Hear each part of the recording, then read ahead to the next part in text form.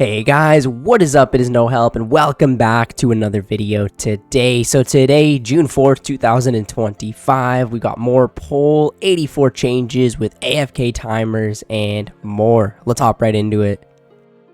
Alright, so the first thing here is Grand Exchange interface improvements. So we've made a couple of handy updates to the Grand Exchange interface to make your hustle better than ever. Gone are the days of canceling and re-entering GE offers. A new right-click modify offer option has been added, allowing you to edit existing buy or sell offers directly from the status page. That is actually so nice, and we will check this out in a second, but that's definitely going to make things easier, because a lot of the times you'll want to buy, like, say 1,000 of something, and you're like, oh, never mind, I want to buy 5,000 of it or whatever. And instead of having to type it all in again and do another buy offer, you can just edit it right from the main page, which is nice. We've also introduced a repeat offer button located in the top left corner of the window. Just placed an offer, click that button, and your last deal's item, price, and quantity are pre-filled and ready to be adjusted. Whether you are buying or selling, it's all there minus the admin. That's actually really nice. This is going to be really good for like people that are big investors in the game, or even just for the casual player, that it's just going to make the quality of life with the Grand Exchange a lot better. I'm a big fan of this, even though I mainly play an Ironman. This is still handy. So selling but low on stock.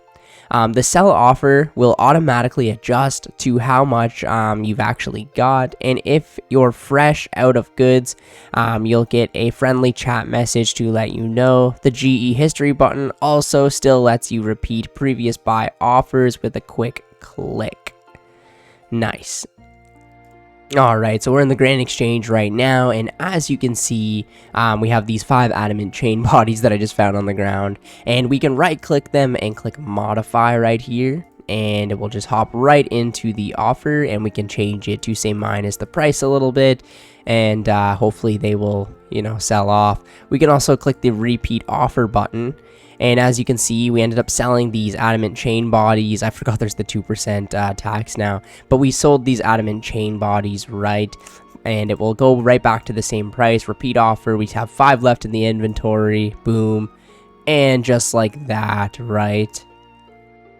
Okay, so we've got Abyssal Sire healing tweaks. So bursting down the Abyssal Sire during his phase transitions, only to watch him bounce back to full health, was about as much fun as a Chinchampa to the face. So we've dialed down his healing a bit, so bring him to 0 HP while he's wandering. He now wakes up with just over 40% health. Catch him setting up that big ol' apocalypse attack. He'll only heal to about 20%. And stun him while he's still seated. Yep, full heal and a stun as intended. Honestly, pretty good changes. They've really changed the Abyssal Sire fight in the last, I would say, couple of months. Might even be worth going back to farm out that pet. Yeah, so no more accidental full heal surprises. So those high DPS plays don't need to feel like you just fed him a inventory of anglerfish. Yeah, that's true. Alright, so bonus 84 goodness. So the chance of receiving a gout tuber now increases with higher woodcutting levels. I believe it was literally a better chance if you had a lower woodcutting level, which did not make any sense at all. So it's good to know that that is now fixed. You can now empty the small and large meat pouch when near banks or on the top floor of the Hunter's Guild. And cat chasing rats will no longer delay your character. Now, we hear you loud and clear. Stackable clues when. You asked for it and voted for it, and it's on the way. It's currently going through its final round of testing, and once it's behaving, we'll be locking in a release date. We know you're buzzing for it, rightly so, but in the meantime, we hope these quality of life tweaks will, kind of keep you busy. So yeah, we're all very excited for stackable clues. That's going to be amazing. I cannot wait for it to come out. I just can't stand doing one at a time and then, going back to your Slayer task. It just takes too long to like re-gear and everything. Like we don't have presets, right? So we have to literally dump everything into the bank, go to the clue, and then re-gear, and then like 2 kills later, you're on a Hellhounds task and another clue. It's just frustrating. Okay, so this one's actually pretty cool. So the AFK Logout Timer for the official client and more. So your character, when you're AFK for 25 minutes, it looks like you're just like sitting down or standing completely straight. That is kind of funny. So today's the day. The AFK Logout Timer setting is now live on the official client, desktop, and mobile. If you ever stepped away to answer the door, make a sandwich, or just stare at your cat for a bit too long, I've definitely done that before, only to return and find yourself logged out, this update is for you. So with this new setting, you can now choose how long your character stays logged in while idle, up to a max of 25 minutes. This is very nice. If you guys aren't using Runelite and you're using, say, the vanilla client and you don't have the 25-minute logout timer already, you will love this. This is actually so good, especially if you play multiple accounts or if you play other games while playing RuneScape. This is so handy. Okay, so where to find it? So head into the settings and then navigate to the gameplay tab. Look for the AFK Logout Timer setting, or you could just search AFK to find it quickly. Select your preferred time in 5-minute increments from 5 to 25 minutes. The setting defaults to 5 minutes just like before, but now you can stretch that idle time to suit your needs. A confirmation message will appear in your chat when you change the setting. The setting is saved per device and will persist across sessions. So that's very nice. You go over to gameplay and you can switch this to 25 minutes.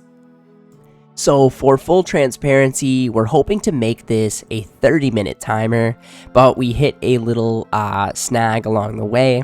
We wanted to get the timer out to you ASAP rather than holding it back until we had the extra 5 minutes. But we will continue to work on the issues we came across and hopefully get you the full 30 when we can. So any in-game activity, including moving your mouse over the game window, resets the AFK timer, so you'll need to be properly idle to see the logout kick in. So yeah, it's very, very nice, of course, right? So sometimes I'm AFKing for more than 20 minutes. Sometimes I literally run to the store and grab a coffee and come back and my character isn't logged out. So this is just so nice. I mean, it is easier to just log in if you have a Jagex account, but it saves that extra little bit of hassle. So whether you're fishing, woodcutting, or just monitoring a farming patch, this feature gives you more flexibility while AFKing. Set it to suit your playstyle and avoid unwanted logouts when you're briefly away. Yeah, I think the 25 minutes is good. 30 is also like nice, of course, but yeah, it's something we already really have with Runelite anyways, but I would highly recommend turning this on. I don't know why you would put it to 10, 15, 20.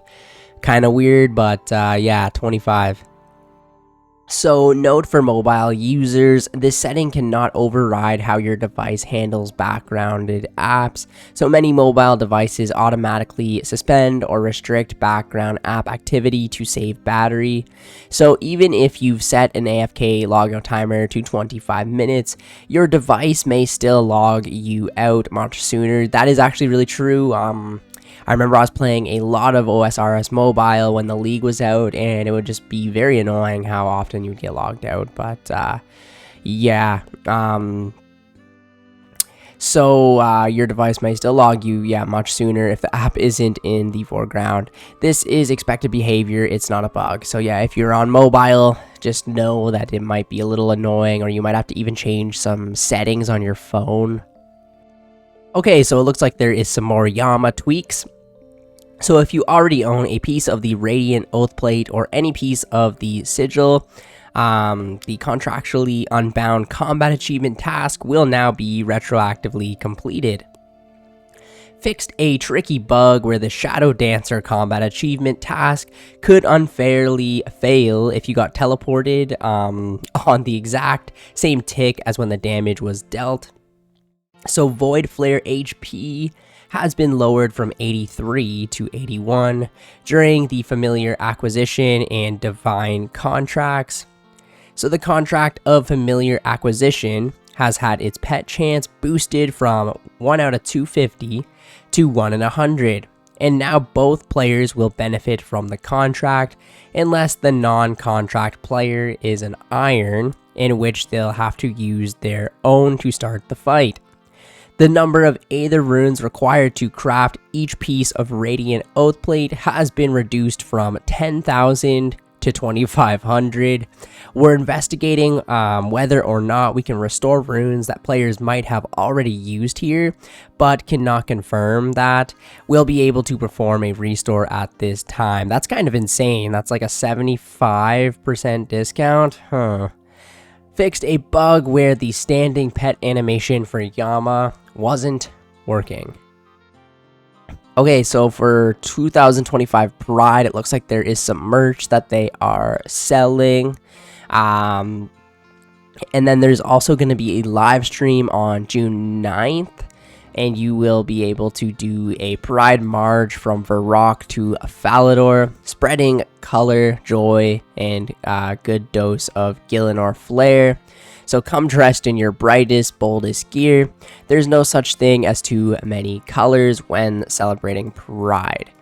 So it looks like this march is going to be starting, I guess, where Gilbert is. And you can walk they're going to be walking through the Grand Exchange, all the way down through Lumbridge, Draenor, and Port Sarim, and eventually making it up to Falador. Also, if you haven't completed last year's Pride event, make sure to have a word with Gilbert, and then you can get all of the rewards. Okay, so other changes. So fixed a bug where Steam achievements could not be unlocked without the required progression. Surge potions can now be stored inside of the Chambers of Xeric storage unit. Players will no longer walk into the scenery in the south of the task-only Wyvern Cave at Mudskipper Point. You will now be unable to enter Yama when scald on Dead Man Mode worlds. Alright, so that looks like it's pretty much about it. I guess there's like some Dead Man All-Stars stuff, so the competition is heating up. All-Stars Season 2 is in full swing now with 4 days left until the finale. Team captains are battling it out for the win and praying for RNG to be on their side. You can check out the details, the stats, highlights, blah, blah, blah. Alright, yeah. I've watched a little bit of like Oda Block and stuff like that. It does seem very interesting. I'm just not personally into PKing myself, but I'm glad to see it is going well. It is a little odd how yesterday, pretty much, I think it was yesterday, right? Yeah, the game was down for like 6 hours during this. Kind of weird. And Solo Mission has given us the pleasure of hosting it this year on the official Old School RuneScape channel, so make sure to follow OSRS on Twitch and turn notifications on to be notified when they go live. Very cool. Solo Mission's a very good content creator, very good for this. Well, definitely some good updates. The Grand Exchange ones in particular and the Abyssal Sire changes are much needed in my personal opinion. But yeah, that's about it for this week of updates. This has nothing to do with the video, but I just ran out of Karim wands. I had a stack of like 200k and we're out now. So I guess we're going to go back to fishing. We got some of this tuna to cook up, but yeah. Well, thank you guys so much for watching the video today. Let me know down in the comments what you think of these updates and if you're happy about them, if you're sad about them. And yeah, I will catch you guys in the next video. See ya later.